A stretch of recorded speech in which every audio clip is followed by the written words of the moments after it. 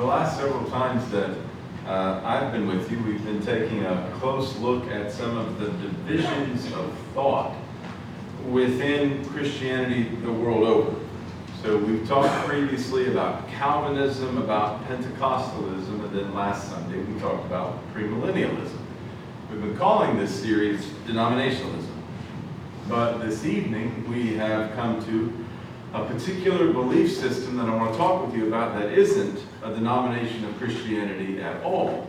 Rather, it is its own thing entirely.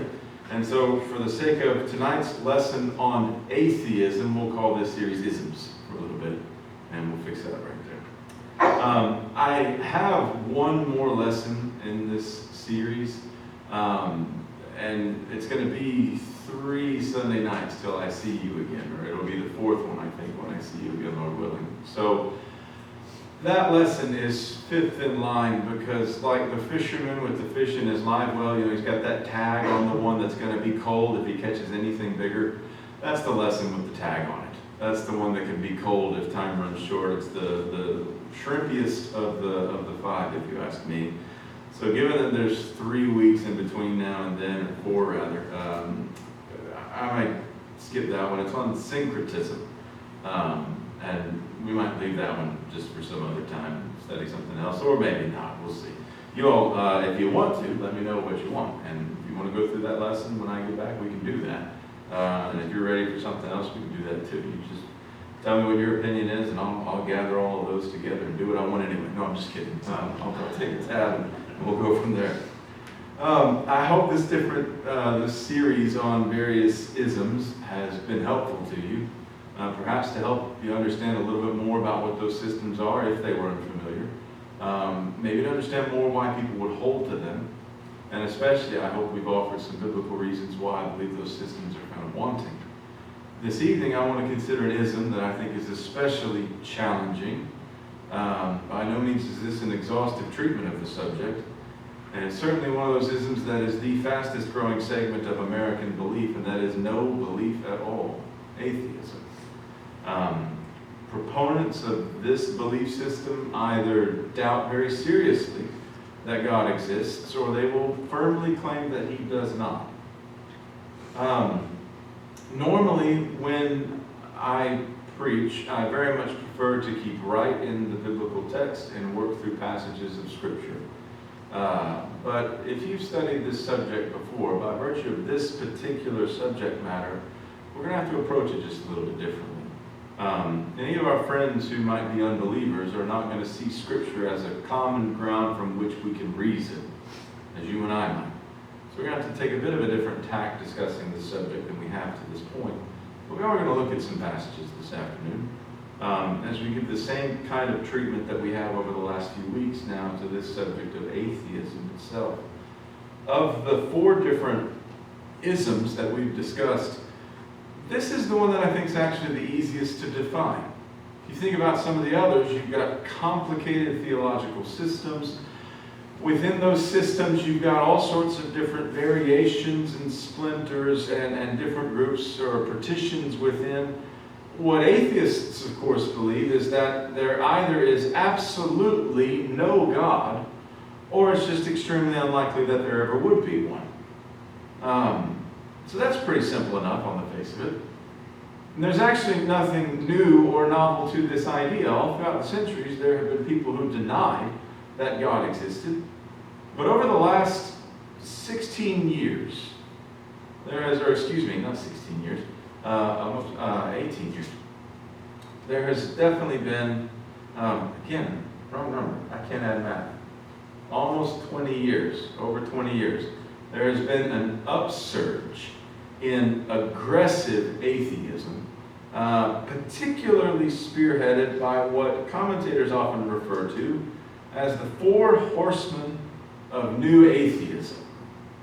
Just going to give you do a quick survey as we get started. By show of hands, let me know if you've heard of any of these guys, and I'll tell you who they are. The first one up on the left is the English biologist Richard Dawkins.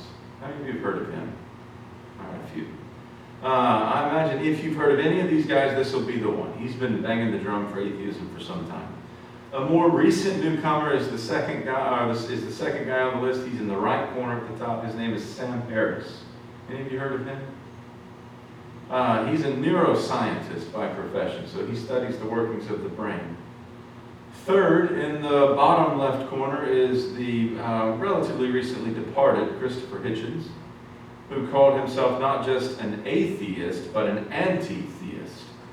He spent the last years of his life traveling around the world and debating with people from all sorts of religious perspectives on the issue of atheism.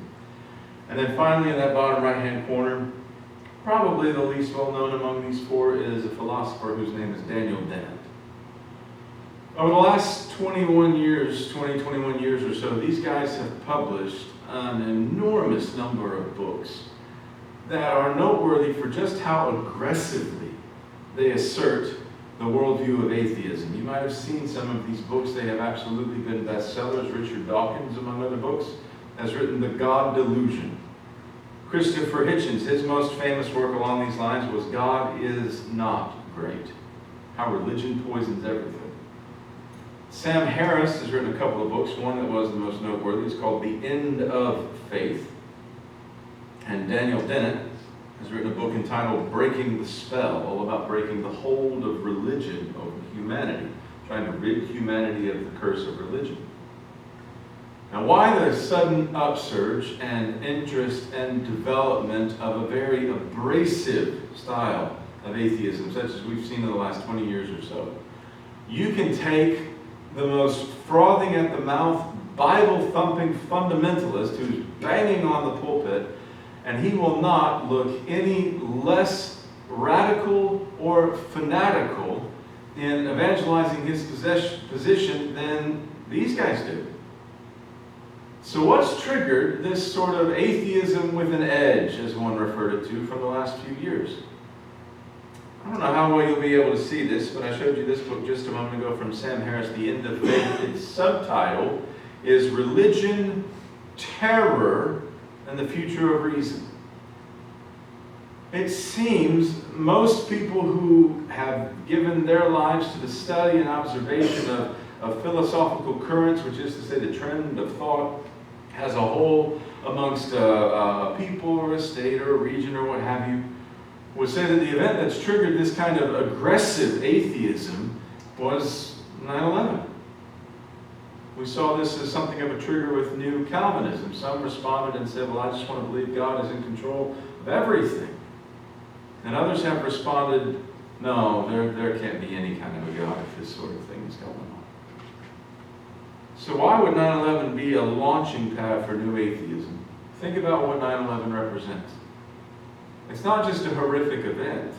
It was a horrific event brought on by religious people. 9/11 represents religion causing tremendous harm. Now, it was very extreme religious people. It was a maniacal form of the Islamic religion. But you still had people who were very obviously fervent believers acting on those religious beliefs and causing incredible harm doing so. Matter of fact, the Huffington Post made this comment about Sam Harris and his work. They said in September 2001, Sam Harris was an unknown doctoral student who didn't believe in God. But after the World Trade Center crumbled on 9/11, he put his studies aside to write a book that became an instant bestseller and changed the way atheists and perhaps Muslims are perceived in this country. Published in 2004, Harris's The End of Faith launched the so-called New Atheist Movement, a make-no-apologies ideology that maintains that religion is not just flawed, but evil and must be rejected. Now, skip the middle paragraph there. Within 2 years, Harris was joined on the bestseller list by Richard Dawkins, Christopher Hitchens, and Daniel Dennett, who all took religion to task for most, if not all, of the world's ills. Collectively, the men whose books sold millions of copies around the world came to be known as the apocalyptic-sounding Four Horsemen. So, decades ago, if you were searching through a bookstore, you could occasionally come across, some newly published debate books between atheists and believers. One of the most famous atheists was a British philosopher named Sir Anthony Flew. But there was none of the aggression and vitriol in his approach to these issues like what you see in these guys. I'd submit to you that what's generated and triggered a lot of this is the notion that religion, as they see exemplified with what happened on 9/11, is the source of evil in this world. And their opinion is that the world would be a whole lot better off if there was no religion. So, what makes an atheist an atheist? That's one of the things we've kind of emphasized throughout this series whenever we've looked at the different belief systems of trying to understand as best we can what makes any of these people hold to these particular views that they do. So, obviously, human beliefs arise from a very complicated set of life experiences, biases, social conditioning, etc., etc. So it's not possible for anyone to stand up and say, here is the definitive reason why anybody who is an atheist is an atheist. But I do think you can pinpoint a few common undergirding beliefs that are essential and assumed by atheists.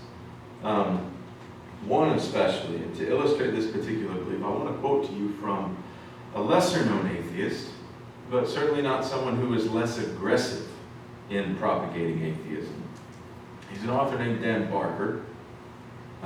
He was actually at one time an evangelical minister. He went through a series of stages, lost his faith, and eventually wrote a book about losing faith in faith. Very popular a couple of decades ago. In the course of this book, as he's explaining his newfound understanding of the world, he makes this statement: the scientific method is the only trustworthy means of obtaining knowledge. So, for example, you can't scientifically demonstrate with test tubes and equations or experimental research that God exists. And for a lot of these folks, what it really boils down to them is I need to have proof. I need to have proof that is absolute, doesn't leave any room for doubt, gives me certainty. And the only kind of proof that gives you this certainty is scientific proof. And so unless you can prove something to me by the scientific method, I'm not going to believe it. And in different shapes and forms, that absolute commitment to scientific demonstration is at the heart of why a lot of people will say, I'm really not going to bother with religion because you can't demonstrate and prove the things you believe by the method that I think is absolutely essential. First off, I want you to give that quote a good glance. Is there a question that comes immediately to mind to you? The scientific method is the only trustworthy means of obtaining knowledge.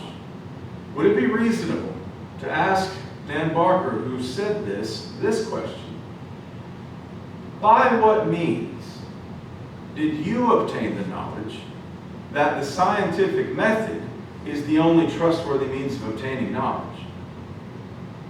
Understand what I mean?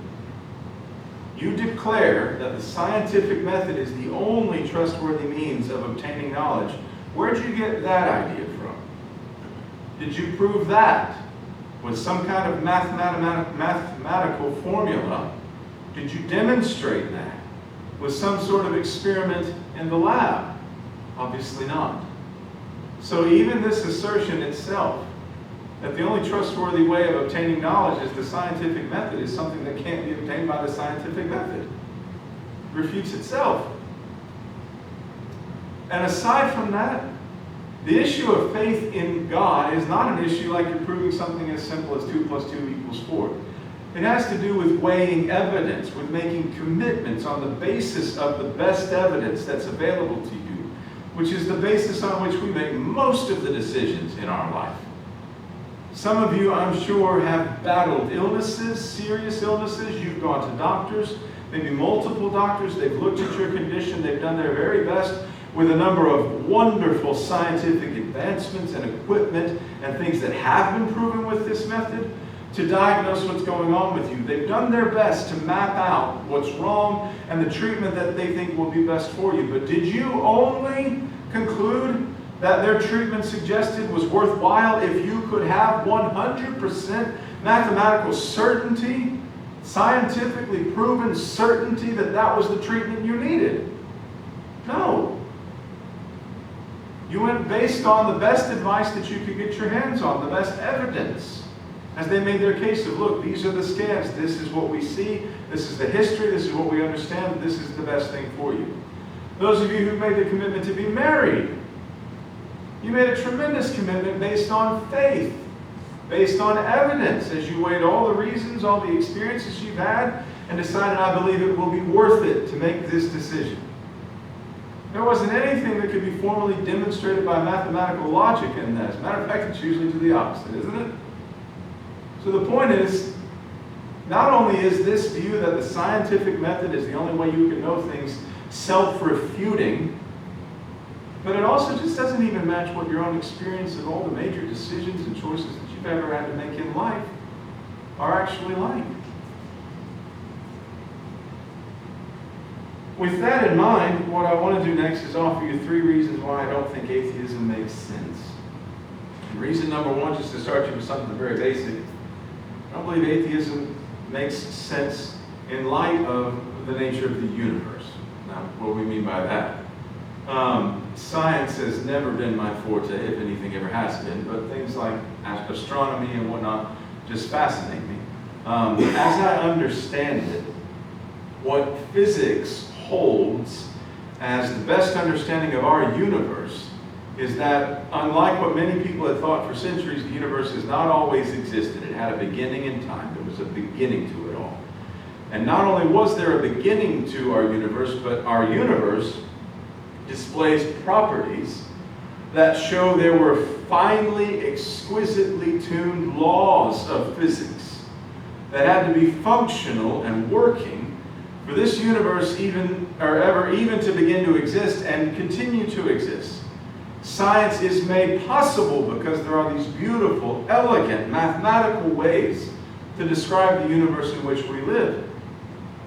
But then if you zoom in from the broad view of the universe down to even the smallest particles of life that we can understand, over the last few decades we've come to realize something as simple as a cell is an incredibly complex unit of almost factory-like production.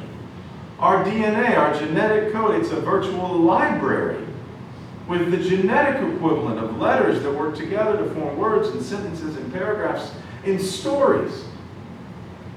What all these things would lead you to believe is that for there to be such order, such rationality, such fine-tuning in the natural world, what all of that would naturally lead a person to say is what the psalmist does in Psalm 19. The heavens declare the glory of God, and the sky above proclaims his handiwork. Day to day pours out speech, and night to night reveals knowledge. And normally we think of God's revelation, we think in terms of Scriptures, your Bible. And this psalm is going to go on to talk about Scripture in verse 7. The law of the Lord is perfect, reviving the soul. The testimony of the Lord is sure, making wise the simple. But before that, this psalm talks about a different form of revelation, another way in which God has revealed himself and his glory. And the psalmist says in this case, it's the way that God has revealed himself and his glory is through the marvel of what he's made. Day and night, he says, pours forth speech as you witness what God has done. And as it happens, it's because of reasons like this that the British atheist I mentioned a moment ago to you, Sir Anthony Flew, who for years debated against believers without all the vitriol, around 2004 changed his mind.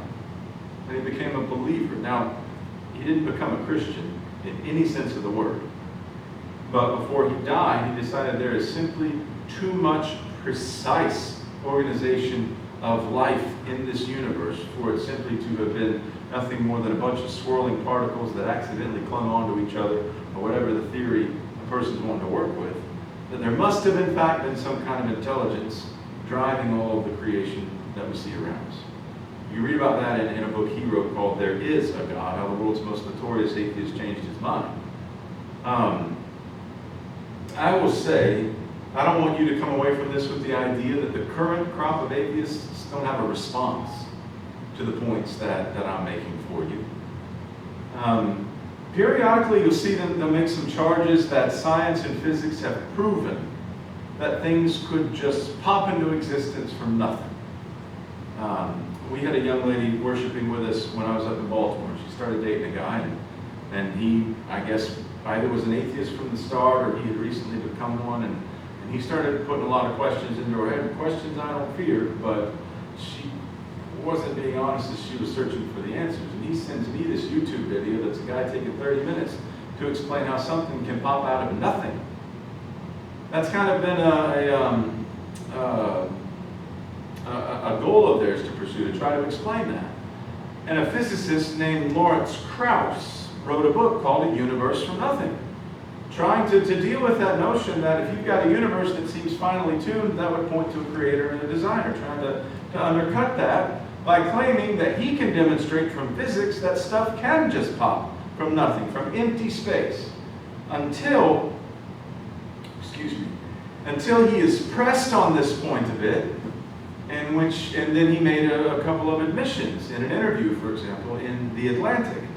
In that interview, he said this: "It's true that I'm applying the laws of quantum mechanics to it, but I'm applying it to nothing, to literally nothing. No space, no time, nothing."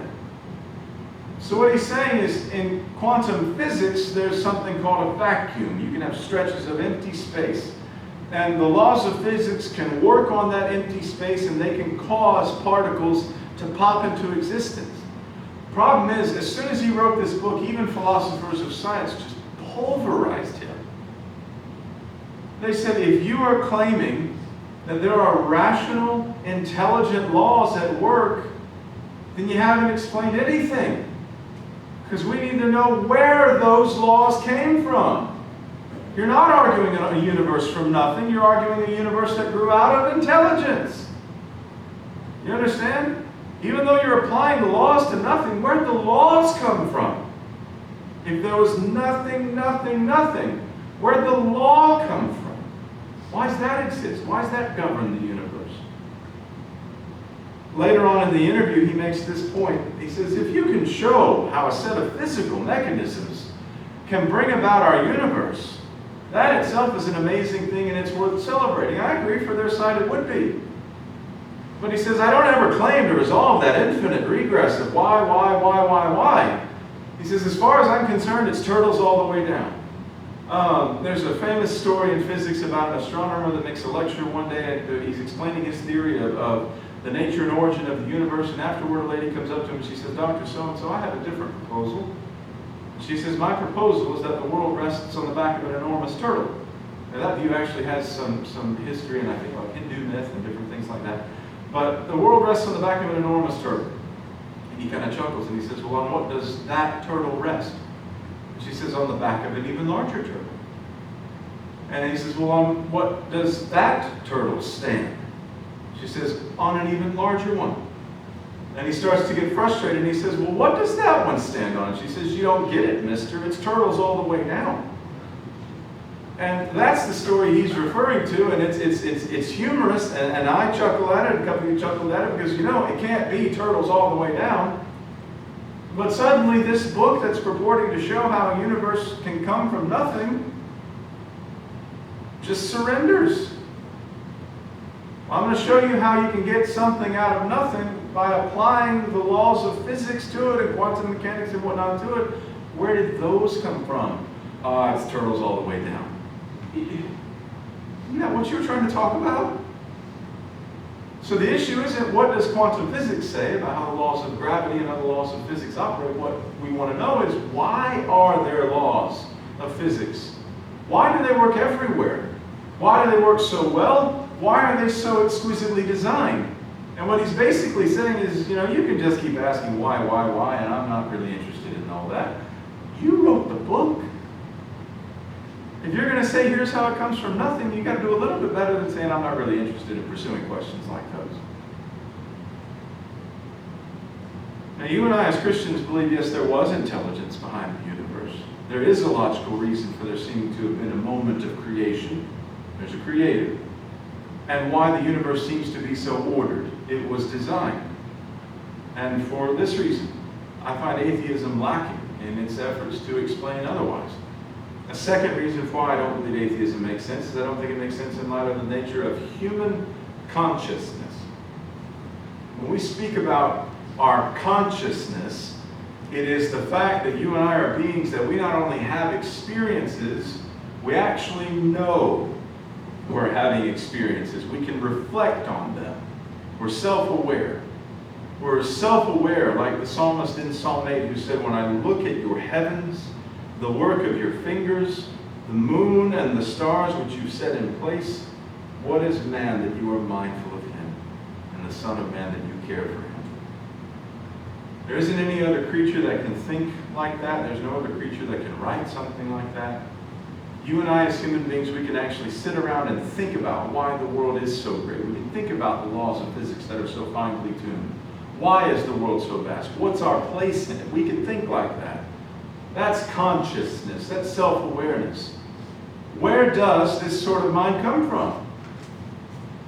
So basically the options are consciousness comes from consciousness, namely God, or our mind and our awareness was simply the result of an evolutionary process working on material things, so mind from matter. And I'll tell you, it's not just the view of Christians, that even on the face of it, it makes a lot more sense that our minds are the results of or came from an ultimate mind. Even atheists will sometimes acknowledge the point. There's a philosopher named Thomas Nagel. He is, by his own admission, an atheist of choice. As he's put it, he is frightened to think of what it means that there is a God. And he wrote a book called Mind and Cosmos. And the subtitle of this says, Why the Materialist Neo-Darwinian Conception of Nature is Almost Certainly False. And if you held on to that out of the middle of nowhere, I'm impressed. That's a mouthful. But among the points that he discusses in this book is the issue of mind or consciousness, and he simply says, having looked at all the possible theories that materialistic philosophers have given for how consciousness could originate, he just says conscious beings could not have resulted from a purely physical process. Now again, atheists will certainly try to show us how minds can result from these processes. They'll try to argue that it is every bit as much an evolutionary development as the color of your skin, the color of your eyes, your hair. But for just about everybody, that on the face of it seems implausible. In an editorial by David Brooks in the New York Times, he simply said this: the strict evolutionary view of human nature sells humanity short. It leaves the impression that we are just slightly higher animals.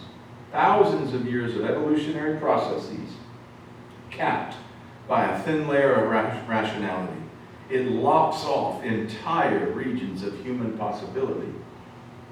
Now, you and I as Christians, we believe there's a reason that not only is the universe ordered by rational laws, but that you and I have minds with which we can think in the abstract and grasp and understand those rational laws. And that's because God has made us in His image. So to me, atheism falls short in terms of explaining the world and also explaining our own consciousness. But then finally, I don't believe atheism makes sense in light of the nature of morality itself. So, one school shooting was enough already, but they're just happening all the time lately, it seems. And every day, you're reading in the news about horrific atrocities, as the news will often call them, that are being committed all across the world. And we instinctively and intuitively recoil at those kinds of atrocities. May I ask you, why are they atrocities? Why are they not just happenings? Even non-believers will call them atrocities. I wonder if you've noticed how atheists, they don't usually refrain from making moral judgments. Religion is evil, they declare. Some of the most judgmental people you can bump into with very clear ideas about what is right and what is wrong and what is good and what is evil are atheists. Now, it is not as if Christians alone have the market cornered on morality. You can certainly bump into an atheist who has better integrity, who lives according to a higher moral code than sometimes professed Christians do. But what is the basis for the moral code by which they're living? What's the basis for morality if you're an atheist? Some of the old school atheists would say what Will Provine does. The implications are clearly inconsistent with most religious traditions. No inherent moral or ethical laws exist, nor are there absolute guiding principles for human society. The universe cares nothing for us, and we have no ultimate meaning in life. If you're going to be an atheist, I don't know how you hold any other view. He's at least willing to bite the bullet. And that was honestly pretty typical language back then. But recently, again, with this rise of new atheism, they recoil at the idea that there's no right and wrong. Particularly Sam Harris from earlier. He sought to demonstrate how, from an atheist point of view, you can have right and wrong. One of his works entitled The Moral Landscape, How Science Can Determine Human Values, tries to address this issue. Now you're thinking, all right, here we go again. Science is the thing that can solve it. This is the guy that said science alone is what can give us that knowledge. Or no, that was a different author, excuse me. But this kind of typical refrain, maybe you've heard the expression, he that's good with a hammer thinks everything is a nail.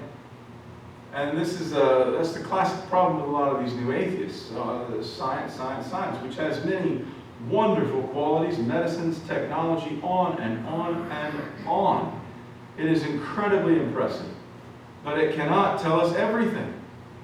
So Sam Harris says in his book that here's how science can tell us what's immoral. He says anything that makes life better for conscious human beings, that's what's moral. If it makes life better, that's what's good. If it makes life worse, that's what's bad. Now there are a series of gaping holes in the logic he has in this book, but here's one question for you.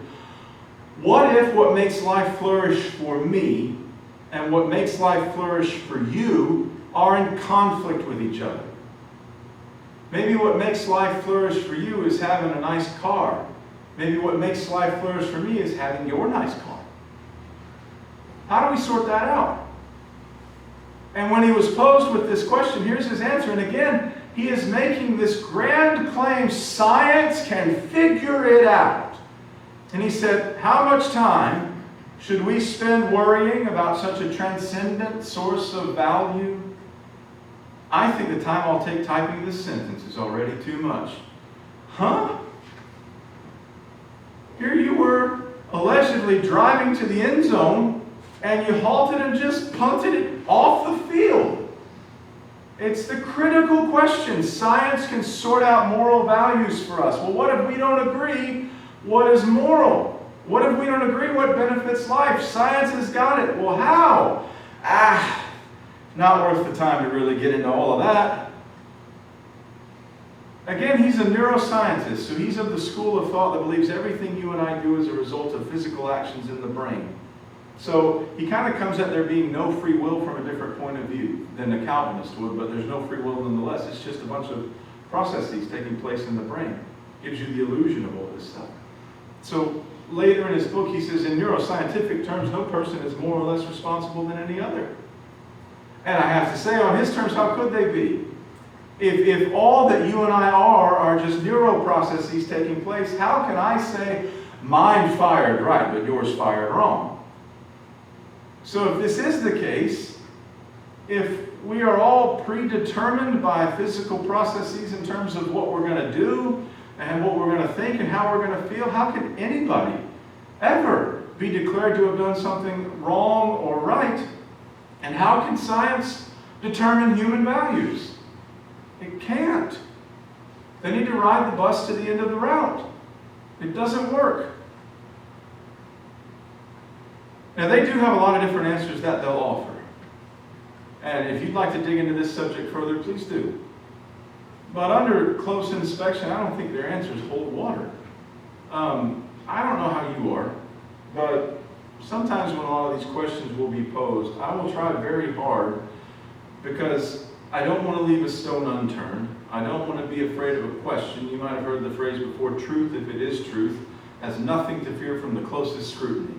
I believe you and I are following truth. So if you want to ask a question, you ask the question and I'll look at it. And I try to be as fair as I can. And sometimes in trying to be very thorough with the conclusions that I'm forming, I can kind of think myself into the corner. Not for the prevalence of intelligence, but for the lack thereof, I think. But I can second guess myself about some of this stuff all the time and grapple with these questions.